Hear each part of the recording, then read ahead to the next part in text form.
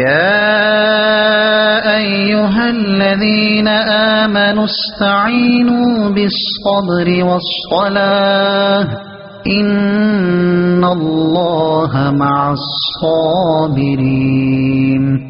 ترجمہ، اے ایمان والو، صبر اور نماز سے مدد مانگو، بے شک اللہ صابروں کے ساتھ ہے۔ یا ایھا الذین آمنو، اے ایمان والو۔ تفسیر صراط الجنان میں ہے، اس سے پہلی آیات میں ذکر اور شکر کا بیان ہوا اور اس آیت میں صبر اور نماز کا ذکر کیا جا رہا ہے، کیونکہ نماز ذکر اللہ اور صبر و شکر پر ہی مسلمانوں کی زندگی کامل ہوتی ہے۔ اس آیت میں فرمایا گیا کہ صبر اور نماز سے مدد مانگو۔ صبر سے مدد طلب کرنا یہ ہے کہ عبادات کی ادائیگی، گناہوں سے رکنے اور نفسانی خواہشات کو پورا نہ کرنے پر صبر کیا جائے، اور نماز چونکہ تمام عبادات کی اصل اور اہل ایمان کی معراج ہے اور صبر کرنے میں بہترین معاون ہے، اس لیے اس سے بھی مدد طلب کرنے کا حکم دیا گیا، اور ان دونوں کا بطور خاص اس لیے ذکر کیا گیا کہ بدن پر باطنی اعمال میں سب سے سخت صبر اور ظاہری اعمال میں سب سے مشکل نماز ہے۔ حضور سید المرسلین صلی اللہ تعالی علیہ وآلہ وسلم بھی نماز سے مدد چاہتے تھے، جیسا کہ حضرت حذیفہ رضی اللہ تعالی عنہ فرماتے ہیں، نبی کریم صلی اللہ تعالی علیہ وآلہ وسلم کو جب کوئی سخت مہم پیش آتی تو آپ نماز میں مشغول ہو جاتے ہیں۔ اسی طرح نماز استسقاء اور نماز حاجت بھی نماز سے مدد چاہنے ہی کی صورتیں ہیں۔ ان اللہ مع الصابرین، بے شک اللہ صابروں کے ساتھ ہے۔ حضرت علامہ نصر بن محمد سمرقندی رحمت اللہ تعالی علیہ فرماتے ہیں، اللہ تعالیٰ اپنے علم و قدرت سے ہر ایک کے ساتھ ہے، لیکن یہاں صبر کرنے والوں کا بطور خاص اس لیے ذکر فرمایا تاکہ انہیں معلوم ہو جائے کہ اللہ تعالیٰ ان کی مشکلات دور کر کے آسانی فرمائے گا۔ صبر کی تعریف، اس آیت میں صبر کا ذکر ہوا۔ صبر کا معنی ہے نفس کو اس چیز پر روکنا جس پر رکنے کا عقل اور شریعت تقاضا کر رہی ہو، یا نفس کو اس چیز سے باز رکھنا جس سے رکنے کا عقل اور شریعت تقاضا کر رہی ہو۔ صبر کی اقسام، بنیادی طور پر صبر کی دو قسمیں ہیں۔ نمبر 1 بدنی صبر، جیسے بدنی مشقتیں برداشت کرنا اور ان پر ثابت قدم رہنا۔ نمبر 2 طبعی خواہشات اور خواہش کے تقاضوں سے صبر کرنا۔ پہلی قسم کا صبر جب شریعت کے موافق ہو تو قابل تعریف ہوتا ہے، لیکن مکمل طور پر تعریف کے قابل صبر کی دوسری قسم ہے۔ صبر کے فضائل، قرآن و حدیث اور بزرگان دین کے اقوال میں صبر کے بے پناہ فضائل بیان کیے گئے ہیں۔ ترغیب کے لیے ان میں سے 10 فضائل کا خلاصہ سنیے۔ نمبر 1 اللہ تعالیٰ صبر کرنے والوں کے ساتھ ہے۔ نمبر 2 صبر کرنے والے کو اس کے عمل سے اچھا اجر ملے گا۔ نمبر 3 صبر کرنے والوں کو بے حساب اجر ملے گا۔ نمبر 4 صبر کرنے والوں کی جزا دیکھ کر قیامت کے دن لوگ حسرت کریں گے۔ نمبر 5 صبر کرنے والے رب کریم عز و جل کی طرف سے درود و ہدایت اور رحمت پاتے ہیں۔ نمبر 6 صبر کرنے والے اللہ تعالیٰ کو محبوب ہیں۔ نمبر 7 صبر آدھا ایمان ہے۔ نمبر 8 صبر جنت کے خزانوں میں سے خزانہ ہے۔ نمبر 9 صبر کرنے والے کی خطائیں مٹا دی جاتی ہیں۔ نمبر 10 صبر ہر بھلائی کی کنجی ہے۔ غیر خدا سے مدد طلب کرنا شرک نہیں۔ اس آیت سے یہ بھی معلوم ہوا کہ غیر خدا سے مدد طلب کرنا شرک نہیں ہے۔ اعلیٰ حضرت امام احمد رضا خان رحمت اللہ تعالی فرماتے ہیں، خدا را انصاف، اگر یہ آیہ کریمہ ایاک نستعین میں مطلق استعانت کا ذات الہی میں حصر مقصود ہو تو کیا صرف انبیاء علیہ السلام ہی سے استعانت شرک ہوگی؟ کیا یہی غیر خدا ہے اور سب اشخاص و اشیاء وہابیہ کے نزدیک خدا ہے؟ یا آیت میں خاص انہی کا نام لے دیا ہے کہ ان سے شرک اوروں سے روا ہے؟ نہیں، جب مطلقاً ذات احدیت سے تخصیص اور غیر سے شرک ماننے کی ٹھہری تو کیسی ہی استعانت کسی غیر خدا سے کی جائے ہمیشہ ہر طرح شرک ہی ہوگی، کہ انسان ہو یا جمادات، احیاء ہو یا اموات، ذوات ہوں یا صفات، افعال ہوں یا حالات، غیر خدا ہونے میں سب داخل ہیں۔ اب کیا جواب ہے آیہ کریمہ کا؟ رب جل وعلا فرماتا ہے وَاسْتَعِینُوا بِالصَّبْرِ وَالصَّلَاةِ، استعانت کرو صبر و نماز سے۔ کیا صبر خدا ہے جس سے مدد یعنی استعانت کا حکم ہوا ہے؟ کیا نماز خدا ہے جس سے استعانت کو ارشاد کیا ہے؟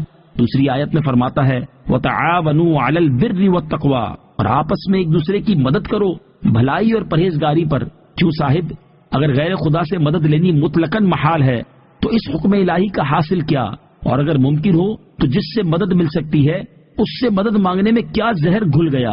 حدیثوں کی تو گنتی ہی نہیں، بکثرت احادیث میں صاف صاف حکم ہے کہ صبح کی عبادت سے استعانت کرو، شام کی عبادت سے استعانت کرو، کچھ رات رہے کہ عبادت سے استعانت کرو، علم کے لکھنے سے استعانت کرو، سحری کے کھانے سے استعانت کرو، دوپہر کے سونے سے استعانت و صدقے سے استعانت کرو، حاجت روائیوں میں حاجتیں چھپانے سے استعانت کرو۔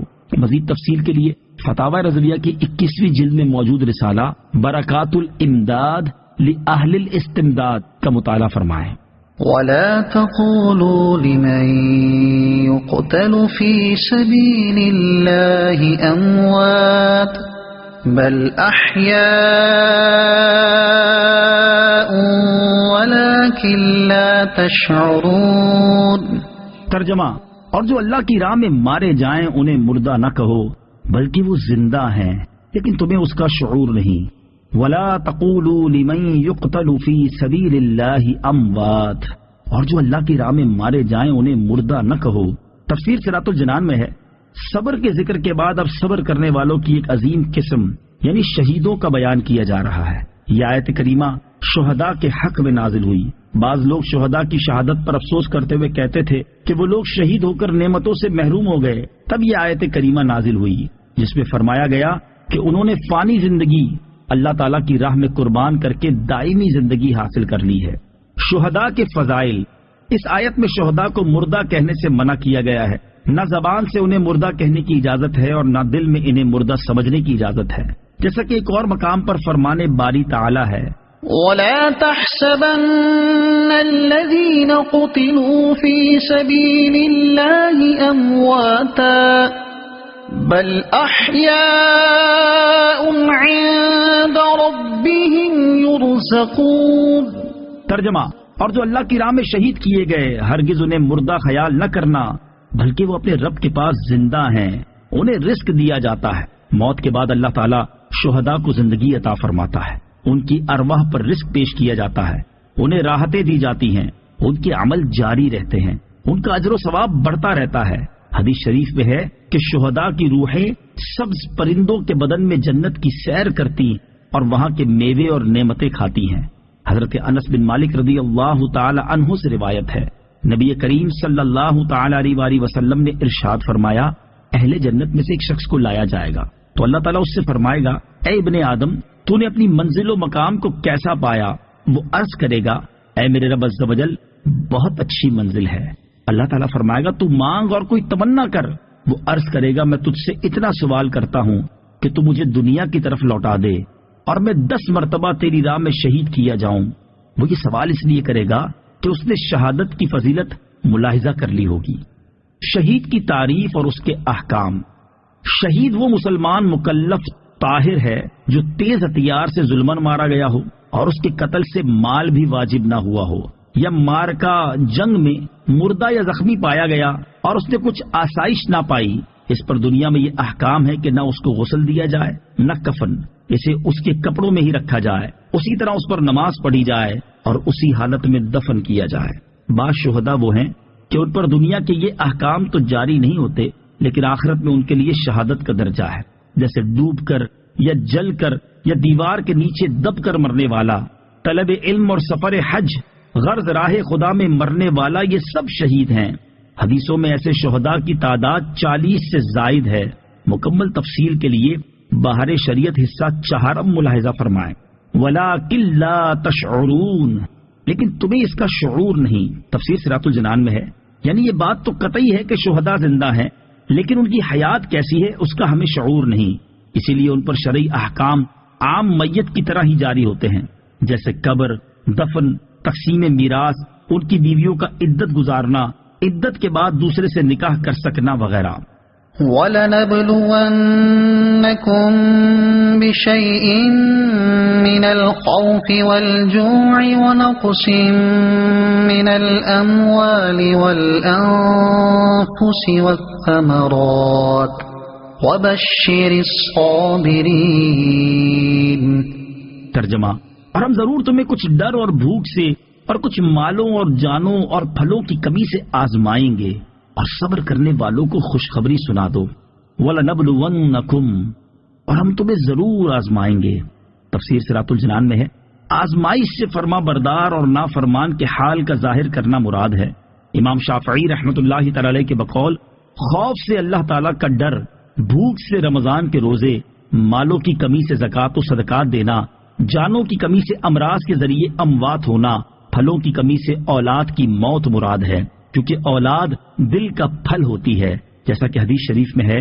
سرکار دو عالم صلی اللہ تعالی علیہ وسلم نے ارشاد فرمایا، جب کسی بندے کا بچہ مرتا ہے تو اللہ تعالیٰ فرشتوں سے فرماتا ہے، تم نے میرے بندے کے بچے کی روح قبض کی؟ وہ عرض کرتے ہیں کہ ہاں یا رب عز وجل۔ پھر فرماتا ہے، تم نے اس کے دل کا پھل لے لیا؟ وہ عرض کرتے ہیں ہاں یا رب عز وجل۔ اللہ تعالیٰ فرماتا ہے، اس پر میرے بندے نے کیا کہا؟ فرشتے عرض کرتے ہیں، اس نے تیری حمد کی اور انا للہ و انا الیہ راجعون پڑھا۔ اللہ تعالیٰ فرماتا ہے، اس کے لیے جنت میں مکان بناؤ اور اس کا نام بیت الحمد رکھو۔ آزمائشیں اور صبر، یاد رہے کہ زندگی میں قدم قدم پر آزمائشیں ہیں۔ اللہ تعالیٰ اپنے بندوں کو کبھی مرض سے، کبھی جان و مال کی کمی سے، کبھی دشمن کے ڈر خوف سے، کبھی کسی نقصان سے، کبھی آفات و بلیات سے، اور کبھی نت نئے فتنوں سے آزماتا ہے۔ اور راہ دین اور تبلیغ دین تو خصوصاً وہ راستہ ہے جس میں قدم قدم پر آزمائشیں ہیں۔ اسی سے فرما بردار و نافرمان، محبت میں سچے اور محبت کے صرف دعوے کرنے والوں کے درمیان فرق ہوتا ہے۔ حضرت نوح علیہ الصلوۃ والسلام پر اکثر قوم کا ایمان نہ لانا، حضرت ابراہیم علیہ الصلوۃ والسلام کا آگ میں ڈالا جانا، فرزند کو قربان کرنا، حضرت ایوب علیہ الصلوۃ والسلام کو بیماری میں مبتلا کیا جانا، ان کی اولاد اور اموال کو ختم کر دیا جانا، حضرت موسیٰ کا مصر سے مدین جانا، مصر سے ہجرت کرنا، حضرت عیسیٰ علیہ الصلوۃ والسلام کا ستایا جانا اور انبیاء علیہ الصلوۃ والسلام کا شہید کیا جانا، یہ سب آزمائشوں اور صبر ہی کی مثالیں ہیں۔ اور ان مقدس ہستیوں کی آزمائشیں اور صبر ہر مسلمان کے لیے ایک نمونے کی حیثیت رکھتی ہیں۔ لہذا ہر مسلمان کو چاہیے کہ اسے جب بھی کوئی مصیبت آئے اور وہ کسی تکلیف یا اذیت میں مبتلا ہو تو صبر کرے اور اللہ تعالیٰ کی رضا پر راضی رہے اور بے صبری کا مظاہرہ نہ کرے۔ صدر الشریعہ مفتی امجد علی اعظمی رحمت اللہ تعالی علیہ فرماتے ہیں، بہت موٹی سی بات ہے جو ہر شخص جانتا ہے کہ کوئی کتنا ہی غافل ہو، مگر جب اسے کوئی تکلیف پہنچتی ہے یا وہ کسی مصیبت اور مرض میں مبتلا ہوتا ہے تو کس قدر خدا کو یاد کرتا ہے اور توبہ و استغفار کرتا ہے۔ اور یہ تو بڑے رتبے والوں کی شان ہے کہ وہ تکلیف کا بھی اسی طرح استقبال کرتے ہیں جیسے راحت کا استقبال کرتے ہیں، مگر ہم جیسے کم سے کم اتنا تو کریں کہ جب کوئی مصیبت کے تکلیف آئے تو صبر و استقلال سے کام لیں اور جزا و فضا یعنی رونا پیٹنا کر کے آتے ہوئے ثواب کو ہاتھ سے نہ جانے دیں۔ اور اتنا تو ہر شخص جانتا ہے کہ بے صبری سے آئی ہوئی مصیبت جاتی نہ رہے گی، اور پھر اس بڑے ثواب جو احادیث میں بیان کیا گیا ہے اس سے محرومی دوہری مصیبت ہے۔ اور کثیر احادیث میں مسلمان پر مصیبت آنے کا جو ثواب بیان کیا گیا ہے ان میں سے چند احادیث یہ ہیں۔ چنانچہ حضرت ابو ہریرہ رضی اللہ تعالی عنہ سے روایت ہے، بخاری شریف کی حدیث ہے، رسول کریم صلی اللہ تعالی علیہ وسلم نے ارشاد فرمایا، اللہ تعالیٰ جس کے ساتھ بھلائی کا ارادہ فرماتا ہے تو اسے تکالیف میں مبتلا کرتا ہے۔ بخاری شریف کی ایک اور حدیث ہے، حضرت ابو سعید خدری اور حضرت ابو ہریرہ رضی اللہ تعالی عنہما سے مروی ہے، حضور اقدس صلی اللہ تعالی علیہ وآلہ وسلم نے ارشاد فرمایا، مسلمان کو جو تکلیف، رنج، ملال اور اذیت و غم پہنچے، یہاں تک کہ اس کے پیر میں کوئی کانٹا ہی چبھے، تو اللہ تعالیٰ ان کے سبب اس کے گناہ مٹا دیتا ہے۔ حضرت ابو ہریرہ رضی اللہ تعالیٰ عنہ سے روایت ہے، رسول اللہ صلی اللہ تعالی علیہ وسلم نے ارشاد فرمایا، مسلمان مرد و عورت کے جان و مال اور اولاد میں ہمیشہ مصیبت رہتی ہے، یہاں تک کہ وہ اللہ تعالیٰ سے اس حال میں ملتا ہے کہ اس پر کوئی گناہ نہیں ہوتا۔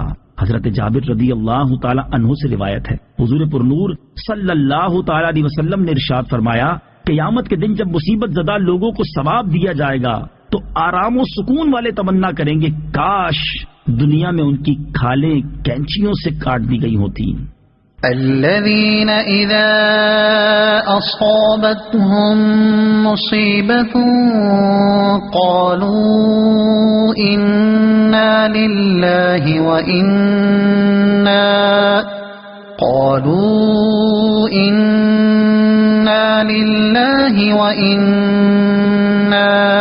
إليه راجعون۔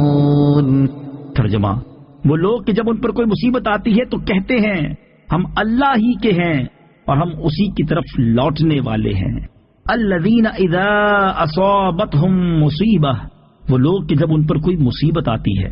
تفسیر صراط الجنان میں ہے، اس سے پہلی آیت میں مصیبتوں پر صبر کرنے والوں کو جنت کی بشارت دی گئی، اور اس آیت میں یہ بتایا گیا کہ صبر کرنے والے وہ لوگ ہیں کہ جب ان پر کوئی مصیبت آتی ہے تو کہتے ہیں ہم اللہ تعالیٰ ہی کے مملوک اور اسی کے بندے ہیں، وہ ہمارے ساتھ جو چاہے کرے اور آخرت میں ہمیں اسی کی طرف لوٹ کر جانا ہے۔ انا للہ وانا الیہ راجعون۔ پڑھنے کے فضائل۔ احادیث میں مصیبت کے وقت انا للہ وانا الیہ راجعون پڑھنے کے بہت فضائل بیان کیے گئے ہیں۔ ان میں سے 5 فضائل یہ ہیں۔ نمبر 1، ام المومنین حضرت ام سلمہ رضی اللہ تعالی عنہا فرماتی ہیں میں نے سید المرسلین صلی اللہ تعالی علیہ وسلم کو فرماتے ہوئے سنا کہ جس مسلمان پر کوئی مصیبت آئے اور وہ اللہ تعالیٰ کے حکم کے مطابق انا للہ وانا الیہ راجعون پڑھے اور یہ دعا کرے اللہم اجرنی فی مصیبتی واخلف لی خیرا منہا، اے اللہ میری اس مصیبت پر مجھے اجر عطا فرما اور مجھے اس کا بہتر بدل عطا فرما، تو اللہ تعالیٰ اس کو اس سے بہتر بدل عطا فرمائے گا۔ حضرت ام سلمہ فرماتی ہیں جب حضرت ابو سلمہ فوت ہو گئے تو میں نے سوچا کہ مسلمانوں میں حضرت ابو سلمہ سے بہتر کون ہوگا، وہ تو پہلے گھر والے ہیں جنہوں نے نبی پاک علیہ الصلوۃ والسلام کی طرف ہجرت کی۔ بہرحال میں نے یہ دعا کہہ لی، چنانچہ اللہ تعالیٰ نے ان کے بدلے مجھے رسول اللہ صلی اللہ تعالی علیہ وسلم عطا فرما دیے، جو کہ حضرت ابو سلمہ سے بھی بہت بہتر تھے۔ نمبر 2، حضرت امام حسین بن علی رضی اللہ تعالی عنہ سے روایت ہے حضور انور صلی اللہ تعالی علیہ وسلم نے ارشاد فرمایا جس مسلمان مرد یا عورت پر کوئی مصیبت پہنچی اور وہ اسے یاد کر کے انا للہ وانا الیہ راجعون کہے، اگرچہ مصیبت کا زمانہ دراز ہو گیا ہو تو اللہ تعالیٰ اس پر نیا ثواب عطا فرماتا ہے اور وہ ویسا ہی ثواب دیتا ہے جیسا اس دن دیا تھا جس دن مصیبت پہنچی تھی۔ ایک مرتبہ نبی اکرم صلی اللہ تعالی علیہ وسلم کا چراغ بجھ گیا تو آپ نے انا للہ وانا الیہ راجعون پڑھا۔ عرض کی گئی کہ یہ بھی مصیبت ہے؟ ارشاد فرمایا جی ہاں، اور ہر وہ چیز جو مومن کو اذیت دے وہ اس کے لیے مصیبت ہے اور اس پر اجر ہے۔ ایک اور حدیث شریف میں ہے کہ مصیبت کے وقت انا للہ وانا الیہ راجعون پڑھنا رحمت الہی کا سبب ہوتا ہے۔ حضرت عبداللہ بن عباس رضی اللہ تعالی عنہما سے روایت ہے نبی اکرم صلی اللہ تعالی علیہ وسلم نے ارشاد فرمایا میری امت کو ایک ایسی چیز دی گئی ہے جو پہلی امتوں میں سے کسی کو نہیں دی گئی، وہ چیز مصیبت کے وقت انا للہ وانا الیہ راجعون پڑھنا ہے۔ اولئک علیہم صلوات من ربہم ورحمہ وَأُولَئِكَ هُمُ الْمُهْتَدُونَ۔ ترجمہ، یہ وہ لوگ ہیں جن پر ان کے رب کی طرف سے درود ہیں اور رحمت، اور یہی لوگ ہدایت یافتہ ہیں۔ اولئک علیہم صلوات من ربہم ورحمہ، یہ وہ لوگ ہیں جن پر ان کے رب کی طرف سے درود ہیں اور رحمت۔ صبر کرنے والے اللہ تعالیٰ کے محبوب ہوتے ہیں، ان کے لیے بخشش اور ہدایت اور رحمت ہے۔ مصیبت پر صبر کے آداب۔ مصیبت پر صبر کرنے کے کئی آداب ہیں، ان میں سے 4 آداب یہ ہیں جنہیں علامہ ابن قدامہ مقدسی رحمت اللہ تعالی علیہ نے اپنی کتاب مختصر منہاج القاصدین کے صفحات 277 پر ذکر فرمایا ہے۔ نمبر 1، جب مصیبت پہنچے تو اسی وقت صبر و استقلال سے کام لیا جائے، جیسا کہ حضرت انس بن مالک رضی اللہ تعالی عنہ سے روایت ہے حضور اقدس صلی اللہ تعالی علیہ وسلم نے ارشاد فرمایا صبر صدمے کی ابتدا میں ہوتا ہے۔ نمبر 2، مصیبت کے وقت انا للہ وانا الیہ راجعون پڑھا جائے، جیسا کہ حضرت ام سلمہ رضی اللہ تعالی عنہا کا عمل اوپر گزرا ہے کہ انہوں نے اپنے شوہر کے انتقال پر انا للہ وانا الیہ راجعون پڑھا۔ نمبر 3، مصیبت آنے پر زبان اور دیگر اعضاء سے کوئی ایسا کلام یا فعل نہ کیا جائے جو شریعت کے خلاف ہو، جیسے زبان سے اللہ تعالیٰ کی بارگاہ میں شکوہ و شکایت کے کلمات بولنا، سینہ پیٹنا اور گریبان چاک کر لینا وغیرہ۔ نمبر 4، صبر کی سب سے بہترین صورت یہ ہے کہ مصیبت زدہ پر مصیبت کے آثار ظاہر نہ ہوں، جیسا کہ صحیح مسلم میں ہے حضرت انس بن مالک رضی اللہ تعالی عنہ فرماتے ہیں حضرت ام سلیم رضی اللہ تعالی عنہا کے بطن سے حضرت ابو طلحہ رضی اللہ تعالیٰ عنہ کا ایک لڑکا فوت ہو گیا۔ حضرت ام سلیم نے اپنے گھر والوں سے کہا حضرت ابو طلحہ کو ان کے بیٹے کے انتقال کی خبر اس وقت تک نہ دینا جب تک میں خود انہیں نہ بتا دوں۔ جب حضرت ابو طلحہ آئے تو حضرت ام سلیم نے انہیں شام کا کھانا پیش کیا، انہوں نے کھانا کھایا، پانی پیا، پھر حضرت ام سلیم نے پہلے کی بنسبت زیادہ اچھا بناؤ سنگھار کیا۔ حضرت ابو طلحہ رضی اللہ تعالیٰ عنہ نے ان سے ازدواجی عمل کیا۔ جب حضرت ام سلیم نے دیکھا کہ وہ سیر ہو گئے اور اپنی فطری خواہش بھی پوری کر لی ہے تو پھر انہوں نے کہا، اے ابو طلحہ یہ بتائیں کہ اگر کچھ لوگ کسی کو عاریت کے طور پر کوئی چیز دیں پھر وہ اپنی چیز واپس لے لیں تو کیا وہ ان کو منع کر سکتے ہیں؟ حضرت ابو طلحہ نے کہا نہیں۔ حضرت ام سلیم رضی اللہ تعالی عنہا نے کہا، پھر آپ اپنے بیٹے کے متعلق یہی گمان کر لیں کہ وہ ہمارے پاس اللہ تعالیٰ کی امانت تھا جو اس نے واپس لے لی، یعنی اس کا انتقال ہو چکا ہے۔ اور حضرت مطرف رحمت اللہ تعالی علیہ کا بیٹا فوت ہو گیا۔ لوگوں نے انہیں بڑا خوش و خرم دیکھا تو کہا، کیا بات ہے کہ آپ غمزدہ ہونے کے بجائے خوش نظر آ رہے ہیں؟ فرمایا، جب مجھے اس صدمے پر صبر کی وجہ سے اللہ تعالیٰ کی طرف سے درود و رحمت اور ہدایت کی بشارت ہے تو میں خوش ہوں یا غمگین؟